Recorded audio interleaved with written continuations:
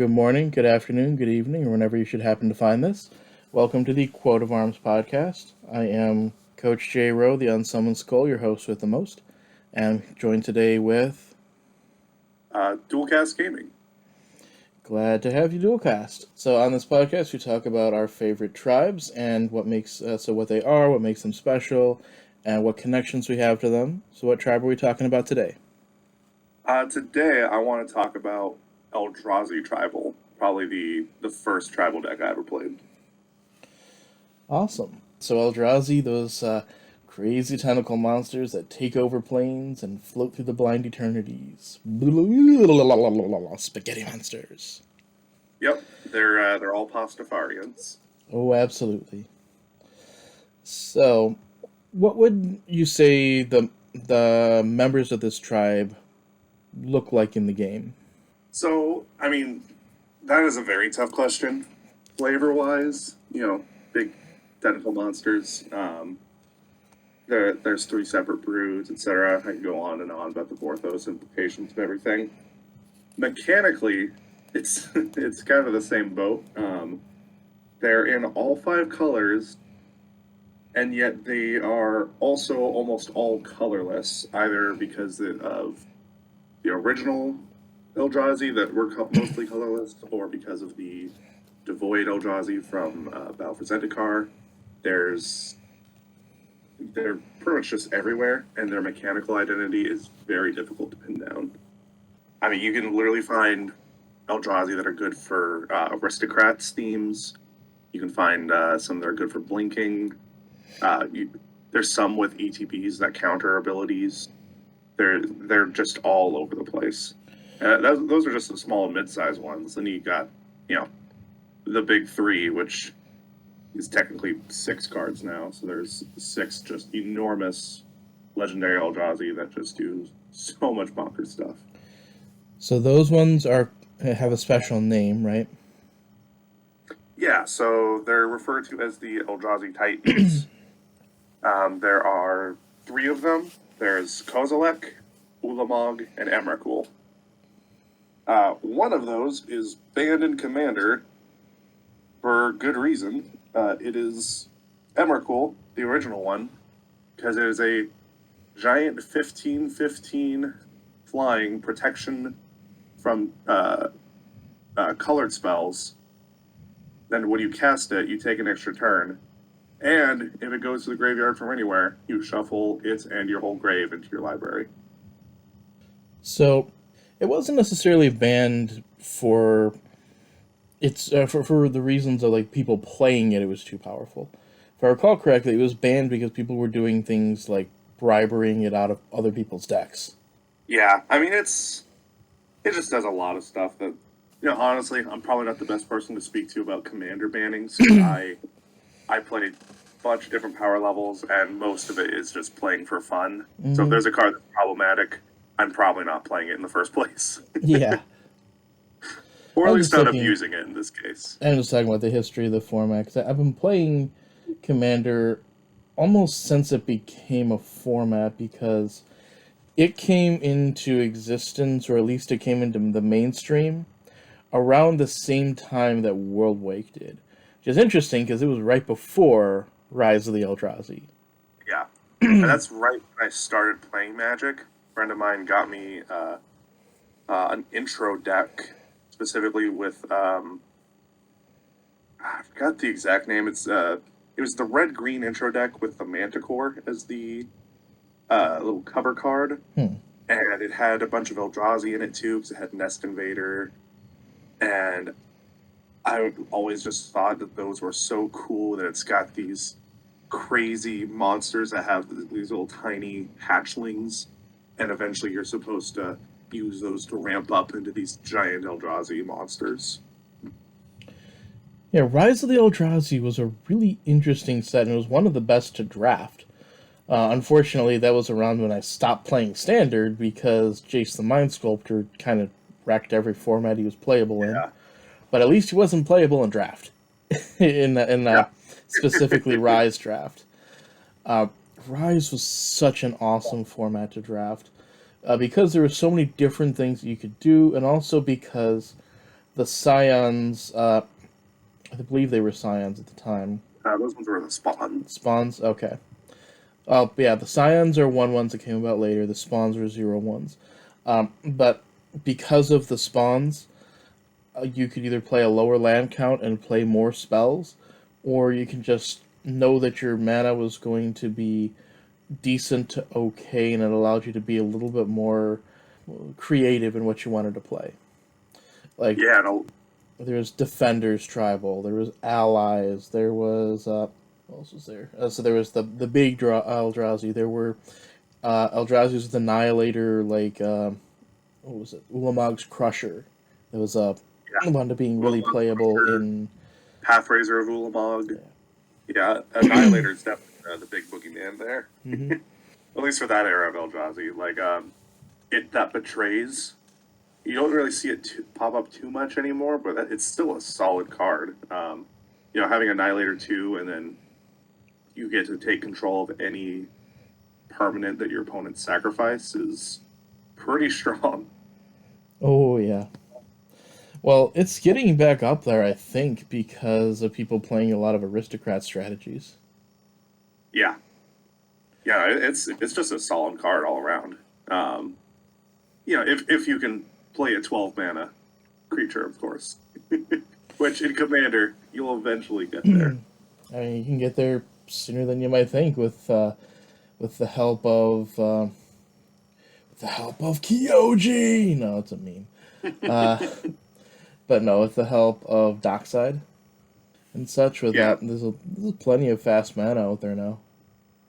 Yeah, and that's a cool part about Eldrazi too, is they slot, because they're colorless in Commander, they slot into pretty much any deck. There's rarely a deck I build that there's not an Eldrazi that would fit in really well. Yeah. I was even playing like a very high level, probably the fringe CEDH deck that was mono green Selvala, and I was trying to play Primal Surge and all that. But it also had these bunch of high CMC utility cards that would just be very good. And It That Betrays was one of them for a while, just because it's a pretty solid card. There's some weird abilities too, like Void Winnower. That's probably one of my favorite ones. It's the 9 mana 11/9. Your opponents can't cast spells with even CMCs, and your opponents can't block with creatures with even CMCs. So your opponent can't even. Mm-hmm. Yep, I know that. Let's see, it was Anna Thornton has been playing with Brood Monitor and doing some crazy combos with that. Yeah. I used to love Elder Deep Fiend. Yes. I think there was a Simic Emerge deck once upon a time that was pretty good in Standard, but it's also just a solid card. Yeah. All is Dust. Because apparently Eldrazi needed a board wipe. Oh, yeah. But it's also just generically good, and it even helps out some interesting situations like colors that don't get board wipes that often, like in mono green. Yeah. Helps them deal with problem permanence. Just the question of how does mono black deal with enchantments, and one of the things it can do is getting up to 7 with the Coffer's mana base isn't hard. Yeah. And it doesn't touch the Coffer's mana base. Yeah, no, it's very good. Honestly, if I would have to describe Eldrazi, I would have to put them in a few different categories. There's the make a token, whether that's a drone or a spawn, or sorry, a scion or a spawn. Mm-hmm. There's the ones that give just weird effects, like Void Winnower, If That Betrays, all those. Mm-hmm. The big dudes, so the Titans, Ulamog's Crusher, was it Desolation Twin is a good one. Mm-hmm. And even then, there's weird corner cases. There's some weird support cards like Awakening Zone, which is just an enchantment that makes an Eldrazi spawn on each of your upkeeps. It's ramp, and it's also giving you bodies. It's they're very versatile with what they do. Mm-hmm. Speaking of those weird effects, probably my one of my favorite weird ones that not a lot of people pay attention to is Deceiver of Form. So this one's really strange because it's 6 generic and a colorless for an 8/8. And at the beginning of combat on your turn, reveal the top card of your library. If a creature is revealed this way, you may have all your creatures other than Deceiver of Form become copies of it until end of turn. Nice. So, if you're playing big Eldrazi Tribal, hopefully you're playing like all those Scions and Spawns will suddenly become, an It That Betrays, for example. Mm-hmm. Which is obviously just generically good. But even if you're not playing Eldrazi Tribal, just popping in a Deceiver Form in like a big sea creatures deck, turn all of your little mana dorks into, Kiara's Behemoth. Mm-hmm. A lot of cool things going on with that. Oh, yeah. And plus, it's an 8/8 beater for 7, which is already a pretty decent rate. Right? And it does cost a specifically generic mana. Yeah. That's the other weird thing about them, too, is they're 5 colors and colorless. And some of them are specifically you have to have colorless mana. Mm-hmm. Which is kind of crazy thinking about that they made an actual basic land, which are wastes, just because they wanted to have Eldrazi do this. Yeah, I think it's supposed to represent that they're actually removing color from the mana. Yeah, which I love. It's a cool way of showing that. It's somewhat unfortunate that it doesn't work that well on other things, and so it's only going to be associated with not just Eldrazi, but that specific brood lineage. Yeah. Because otherwise it'd be cool to see that happen a little bit more often and use that a little bit more generally. Also might make wastes a little bit less expensive. Right. Considering they were only made in one set. Yeah, wastes are unusually expensive for what they do. Just because, if you're playing a deck that needs colorless mana, you're not going to get a single waste. You're going to need to have multiple, especially if, a lot of the cards we talk about need multiple colors. But if you're playing like an Eldrazi Titan as your commander, you don't really have a lot of options for what lands you get to use. Mm-hmm. Yeah, you also don't want to put in a lot of money into this and just figure out that, oh, by the way, it's getting reprinted now for quite a lot less, and you just wasted a lot of money. But No, yeah, I had to do that. It's low-hanging fruit. That's the best kind of fruit. But no, yeah, it's wastes are a weird byproduct of that design era. Because Battle for Zendikar wasn't really that well received, even though looking back on it, there's a lot of cool designs and cards in there. Mm-hmm. Yeah, they really went out and tried to make some cool stuff. And there are some more interesting designs. Like if you're a ramp deck, there's was it the 6-drop that can take lands from the other player? Yeah, the Sire of Stagnation. Yep. I don't think that's what I'm thinking of. Yeah, that card I actually just read recently. I forget if it was Gavin Verhey or Aaron Forsyth, but one of them had some kind of tweet that said the design history of it. And basically, they just wanted some kind of big mythic Eldrazi that wasn't a Titan, just to kind of show, like, gameplay-wise, these guys are terrible. they are the absolute, just a big scourge on Magic in general. So even mechanically, they wanted just one big mythic Eldrazi that did very mean things.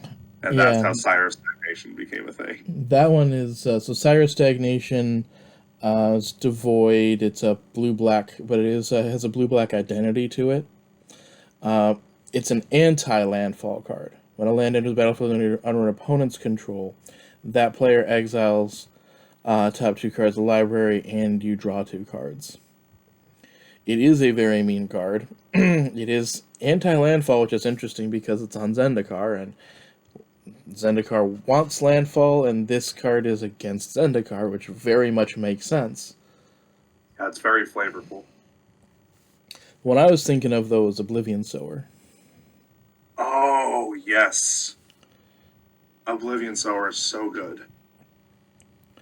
Because Oblivion Sower is 6 mana. It actually has one more toughness than Sire for whatever reason. And when you cast it, so that's another thing that's true about a lot of Eldrazi is rather than enter the battlefield effects, they're cast effects. Yes, which makes them a lot more difficult to interact with. Yeah, it really does interesting things on the stack and limits the kinds of cards that can be used against them. Yeah, like stuff that counters all things on the stack, like Summary Dismissal, becomes so much better. Oh yeah, and things that exile or bounce off of the stack, like Unsubstantiate. Yes. Of course, I have to mention it on Summon Effect because I'm me. But for Oblivion Sower, the cast trigger, target opponent exiles the top 4 cards of the library, then you may put any number of land cards that player owns from exile onto the battlefield under your control. Now, they don't have to be of those 4 cards. They can be anything that's been exiled up to that point. Which is awesome, because a lot of the times, you play that, and it really lets you kind of punish the more aggressive players. A lot of the graveyard strategy, the stuff that has developed away. So if you're going against, like, a Storm deck will typically have a lot of their cards in the graveyard or in exile because they're using them to fuel their own stuff. You get to punish those other strategies by just taking all of those quote-unquote dead cards that they got rid of. Well, you get just land cards, but yeah. Yeah. Still, I mean, if you're playing a lot of big Eldrazi or any kind of deck that wants to play Oblivion Sower, it's great to just get. I mean, even if you only get like 2 or 3 off of the original exile, it's still pretty good. Well, and it also slots into a variety of different decks, like Tasha's Hideous Laughter exiles, and it exiles based on mana value, so you're bound to get a good chunk of lands off of that. Oh yeah. So there are several decks now that have a lot of red draw, but in particular, Prosper is a fairly common commander for people to be playing in Rakdos colors, and that largely plays out of the exile zone.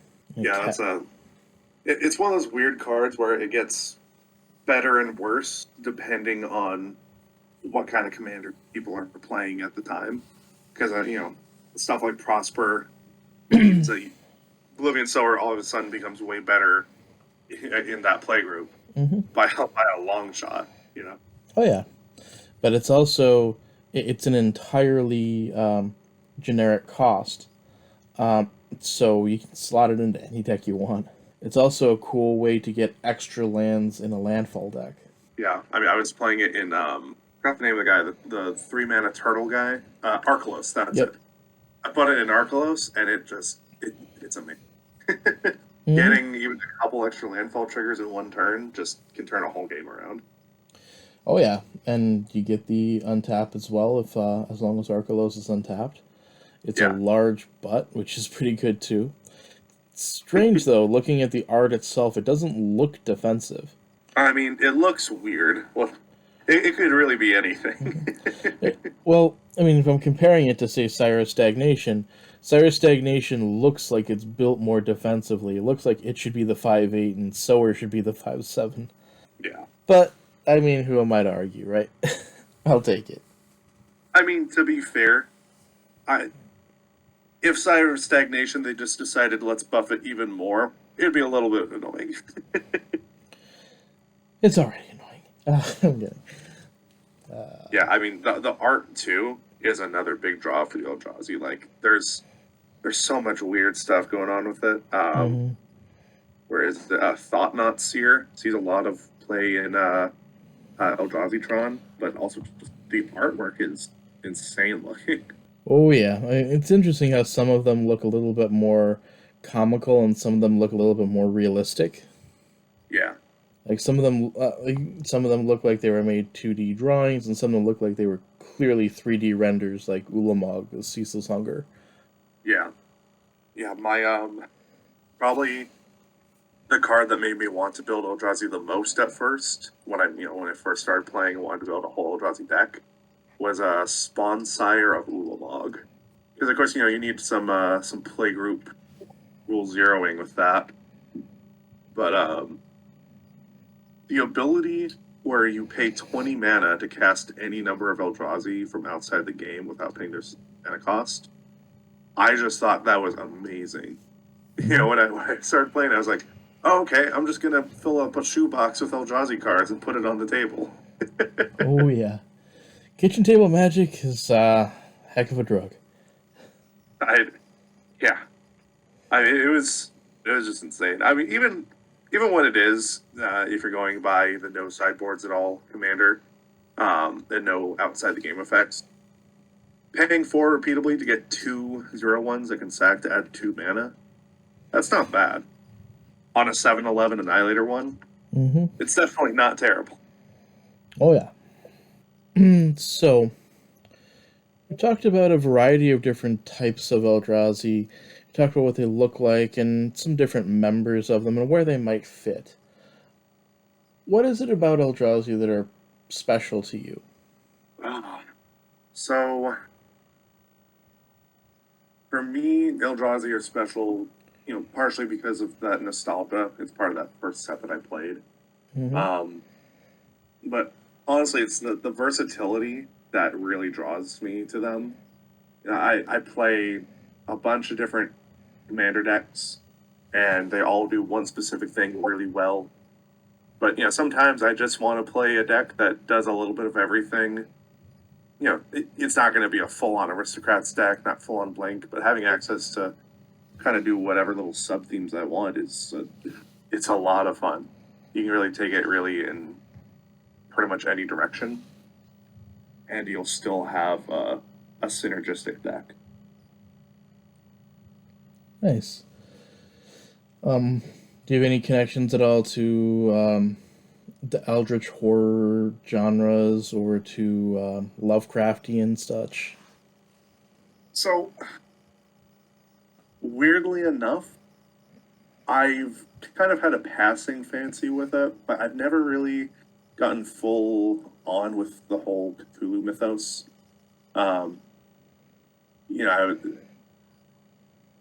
The author is kind of a terrible person. Yeah. Well, I try to keep that in mind anytime I read it or hear about it. Yeah. In fact, the very first time I actually took the time to even hear out a summary of like one of the whole stories was just a couple months ago, actually. There's a channel called Overly Sarcastic Productions, and they have Halloween specials. I was going through all their back catalogs, and one of them was summarizing one of the Tales of Cthulhu, and with it, gives all this context about the author, and it's like, oh, a depressed guy that feels like he's trapped, all about not knowing anything about the world. Yeah, that kind of makes sense for all this eldritch horror and fear of the unknown. I just thought, obviously, as a teenager, which is when I started playing Magic, Cthulhu and all of them are awesome because it's these unknowable horrors.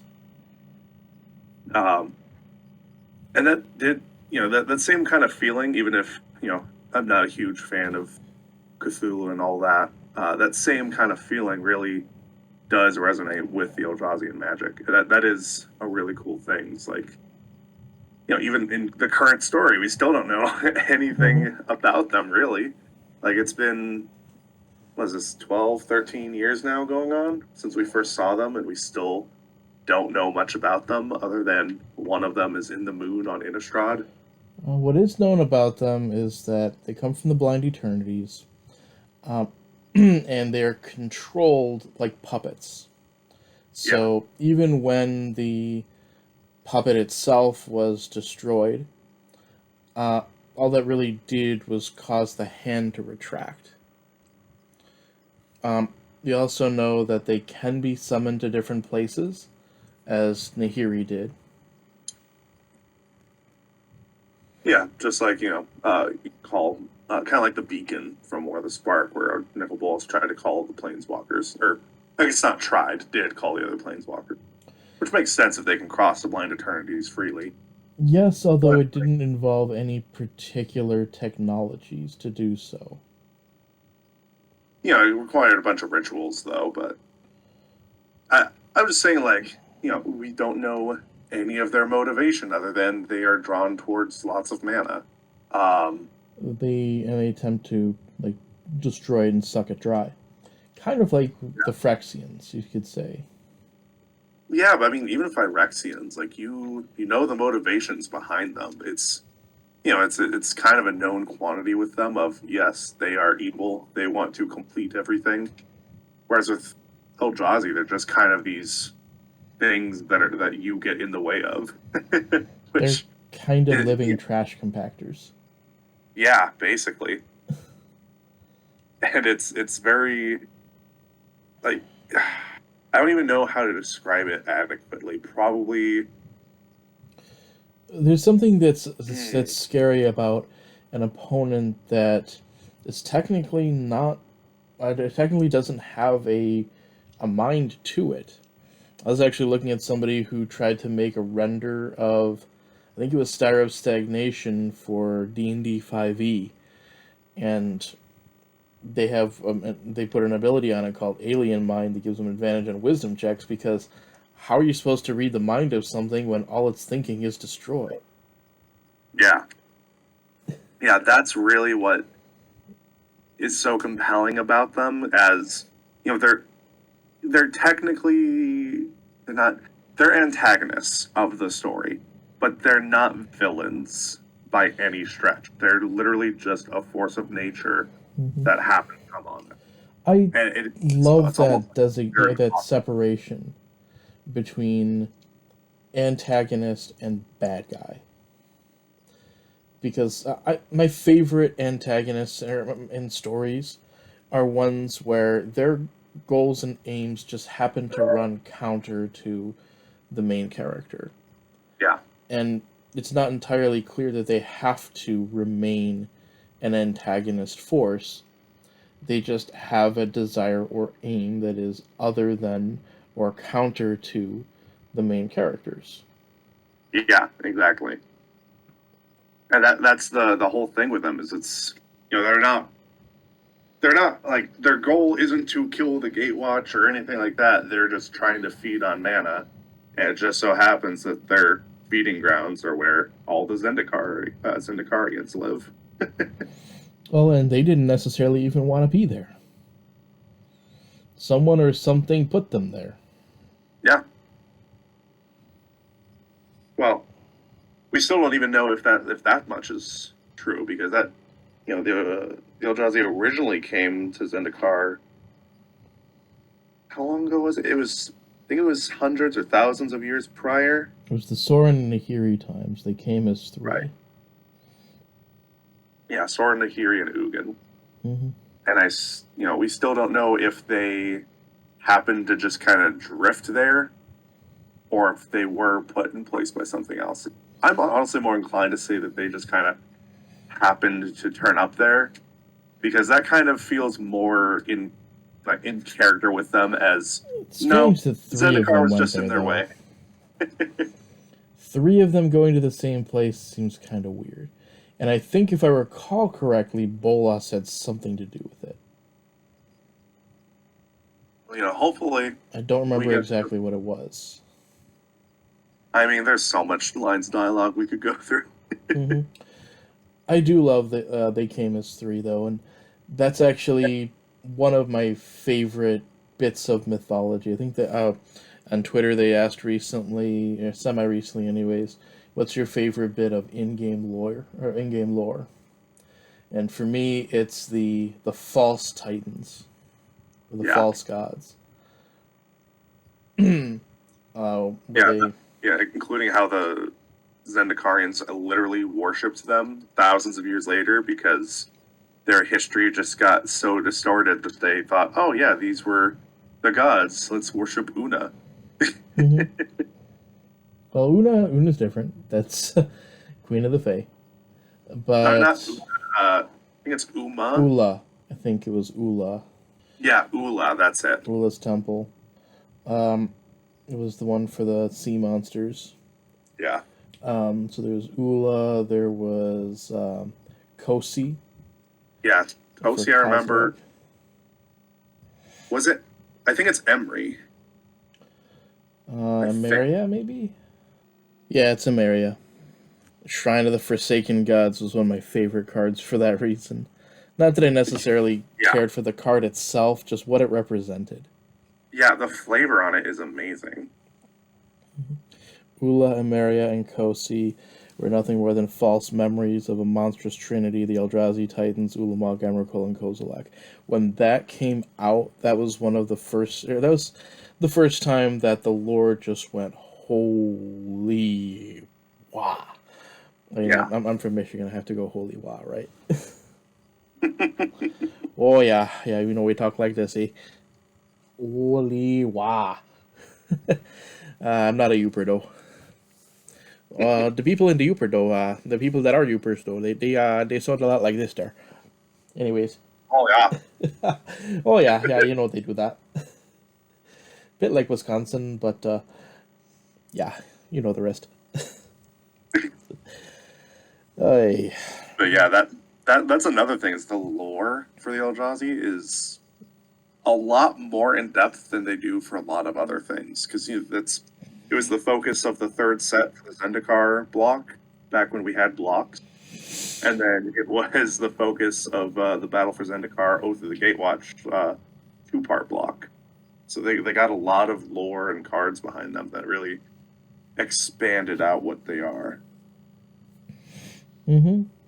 Well, then you look at the Shrine of the Forsaken Gods, and you can see the little bits of the actual things that are there, Yeah, like the crown on, I think it's Kosi, yeah, the tendrils on Emeria, the scythe-like blades on Ula. yeah, and the tentacles around his feet as well. Mm-hmm. Well, I mean, yeah, the Emeria has those too, so I was trying to separate them like that, but yeah, they actually don't look that different. Well, I mean, the actual you say it's not different, but the actual tentacles was one of the art direction Oh things. yeah. So, like the all the ones that are part of Emrakul's brood have those kind of wispy like tentacles, whereas Mm-hmm. Ulamogs are all thick Oh and yeah, yeah. yeah, Yeah, just a lot thicker. I Also, the other understand cool that. part that I thought was amazing on Mhm. that art is the wings on Emeria are shaped just like Ulamog's body's profile is, Oh yeah. which is just a really cool callback. Mm-hmm. It's that kind of layered world building that made Zendikar one of the planes where I could really see playing D&D on that plane, and they have a set of rules for it. Yeah, I don't have the book for it, but if there was one plane that I really really wanted to just explore because it's a cool place, it would be Zendikar. As it is, I'm considering making a Strixhaven one because I I do know. have that. I do have those materials. Zendikar, I love the depth of that lore, how it's layered in, and how the revelation as they go farther and farther into the unknown shows just how wrong they were and just how dangerous it is to put your faith in something that you really don't know. Well, I mean, the other thing that's cool about the Zendikar lore is, the Rise of the Eldrazi was the third set of the block. The Mm-hmm. Eldrazi weren't in the first two, and yet people still absolutely loved Zendikar and World Lake because the lore and the whole Indiana Jones adventure party, that whole vibe was just amazing with all the traps, all the other Mm-hmm. cards in there, and it felt so alive.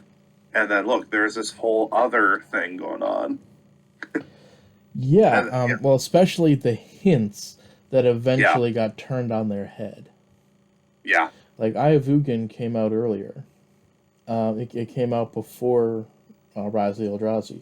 That people didn't know what to do with it or why this was even there. yeah. It was completely worthless. And people were like, I don't, what even is this? And, they've only done that a couple times before. Actually, I think this was the first time they did something like that, where they made a card that didn't really do anything in that set, and then had the actual cards for it later. They did it a couple times after that, but this was the first time they ever did that. Everyone was so confused about why this card is important or good. And of course, it's very, very good. Oh yeah.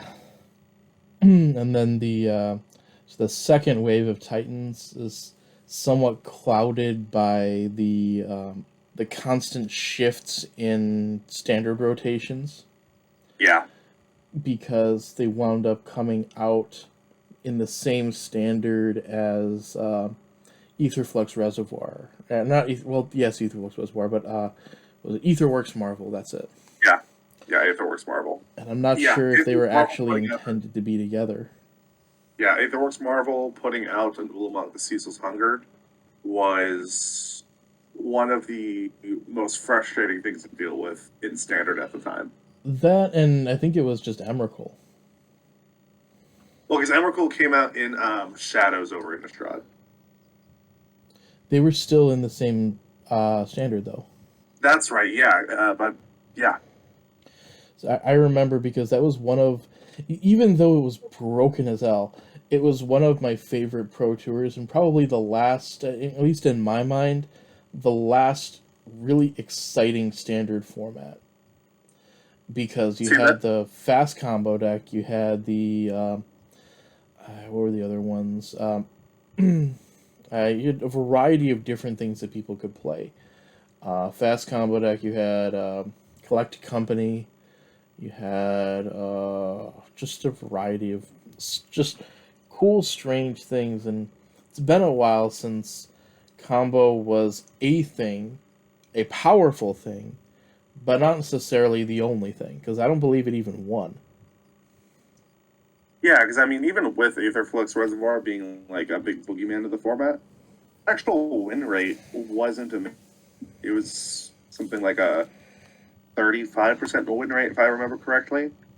It's just those times that did win, it was it felt like there was nothing you could do, yeah. It was very just see if they hit off the Marvel. Yeah, although you could say this that a lot of combo decks are similar to that. Like, did they get up to enough mana to cast Dragonstorm? Mm-hmm. Yeah, no, it's when Companions like Ikoria came out, I was playing the Garuda combo deck, and it's very much the same thing. Like a lot of the combo decks of the time are very, will it hit its thing before I do mine? Yes, okay, game 2. Yeah, one of the things I did with was it Ikoria? I think it actually no, I stopped when Ikoria came out, I believe. No, it wasn't Ikoria. It was the whatever the one was that was based off of the Nordic lore that I kind of just skipped that one. Kaldheim, yeah. I kind of just skipped that set, and then later on picked up some singles, but for the most part just skipped it. That was one of the few sets that got me back into draft, surprisingly. It was a very fun draft set. That's neat. Basically, when that rotation happened, I kind of lost interest, and I was already losing interest in Arena and wanted to play more Commander. Yeah. Like Arena's economy and how much it was going to cost just to be decent again. But before that, I actually got up into the top 50 using an out-of-the-box combo deck. It was a Reanimator deck. Nice. So red-black Dragon Reanimator. Let's see what it had. It had 4... what was the guy's name? The Drakaseth.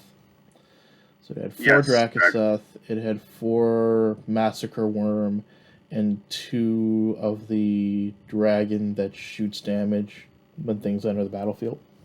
Yes, I know which one you're talking about. I forget its name. there were 2 5-mana reanimator spells, I believe. One Hmm. of which was from Eldraine and milled before that if you use 3 black. Yeah. So the first few turns would be use the red rummage cards, then use a board wipe, like a small board wipe, and then reanimate a big guy, and basically do that every game. And I would win usually turn 6. Yeah, I mean, if you don't have the removal or you don't have a way to get past that board wipe, it's a very weird matchup. Yep. The Ravnica one, because I think Ravnica was the last Ravnica was still around. There was the black spell that was the union of 2 different guilds. It Yes. reanimated a creature and gave it, I think, haste and lifelink. Doing that to Hmm. Drakaseth is just gross. Oh man! Yeah, giving it lifelink is very good. If only there were Eldrazi around, right? Right? Oh man! That was actually another thing. Now Hmm. you bring up Reanimator. That was one of the first things that really got me thinking about formats other than Standard and Commander, because I vividly remember seeing the first time someone cast Reanimate on an Emrakul Ooh, and just thinking, oh my god, that's amazing. it had to be the 13 mana one, right? Because the 15 would reshuffle itself, or no, it was an instant. No, this was literally Rise of Eldrazi, the original 15 Eon Scorn. Okay, then they were doing it with the reshuffle on the stack. Let's see. I believe so. The original Titans had the reshuffle.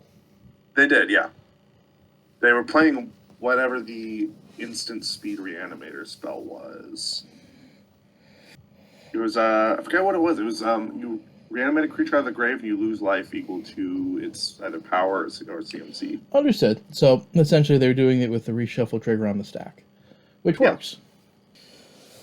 Awesome. Yeah, that is an incredible strategy to use, and I believe they would do something like Entomb. Was it Exhume? I know Entomb Exhume used to be a combo. Not Exhume. So it had to be instant speed. What Okay. was it? God, looking back and trying to find the old reanimator spells is definitely a chore. Just reanimate is a sorcery though. Yeah, I'm sure I'll find it. I know there's a couple that have the ability to do it at instant speed, but yeah, that's the other thing though about the Eldrazi was just that specific thing of reanimating a big Eldrazi is very good, Hmm.